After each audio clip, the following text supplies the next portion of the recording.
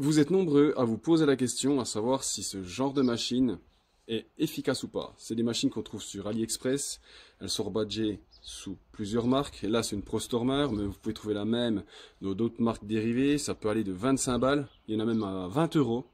Après je pense que dedans c'est pas aussi bien ajusté, mais au niveau électronique, niveau enclume, niveau moteur c'est exactement le même. Donc ça peut aller de 20 balles à par exemple 70 euros. Après, si elle est aussi efficace qu'ils le disent. Elle est censée faire 520 newtons, mais j'y crois pas une seconde. Si elle en a déjà la moitié, pour 25 balles, je peux vous dire un truc, ben c'est déjà pas mal. Là, comme vous avez vu dans mes vidéos précédentes, j'ai fabriqué un adaptateur pour mettre une batterie Parkside qu'on intègre à l'intérieur. Et un abonné m'a commenté en me disant que ce fichier existait déjà. Effectivement, pourtant la personne qui crée les adaptateurs sur Thingiverse, je regarde tout ce qu'il fait, mais je suis passé à côté. C'est pas grave, ça m'a pas pris non plus, ça m'a pris une demi-journée pour le faire. Allez, maintenant c'est parti, nous allons essayer de desserrer les roues du Tourneo. Je le dis souvent, les roues du Tourneo sont serrées à 110 newtons. On va faire un essai. Bon, de vitesse de desserrage, il n'y a pas de réglage. Donc là, on va essayer. Ouais, bah, franchement, easy. Ouais, je sais pas ce que vous en pensez, mais pas dans maman. Hein. Alors, d'après ce que j'ai pu voir, alors les cartes de gestion qu'il y a à l'intérieur, je mets les mêmes, elles ressemblent, sur les meuleuses. Et j'ai remarqué une chose, c'est qu'à vide, elles tournent moins vite quand elles sont en fonctionnement.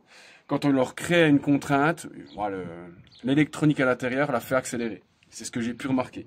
Mais en attendant, bah là, franchement, je pense que vous allez être d'accord avec moi, elle est efficace. Hein. Il y a plusieurs modes. Alors dans ce sens-là, par contre, en serrage, il y a plusieurs vitesses. Je ne vais pas serrer trop fort. Je vais mettre un coup de pied dynamométrique. Parce que là, j'ai juste mis en appui pour les excités de la quiche qui vont dire « Ouais, on serre pas la clé à choc, tu vas tout péter ». Je l'ai juste un tantinet appuyé. Et là, la clé, elle est à 110. Comme vous pouvez voir, c'est pas serré à 110. Voilà, là, elle est à 110. La clé est sur 110. Là, je vais vous refaire un petit essai si ça vous tente. Mais franchement, je trouve que pour 20 balles... Oh putain la vache. Ah, elle est efficace. Dites-moi en commentaire ce que vous en pensez, mais pour moi, franchement, c'est des machines qui valent le coup. J'en ai commandé une autre, que je vais aussi modifier pour mettre une batterie Parkside. C'en est une que j'ai payée 25 euros, je devrais pas tarder à la recevoir.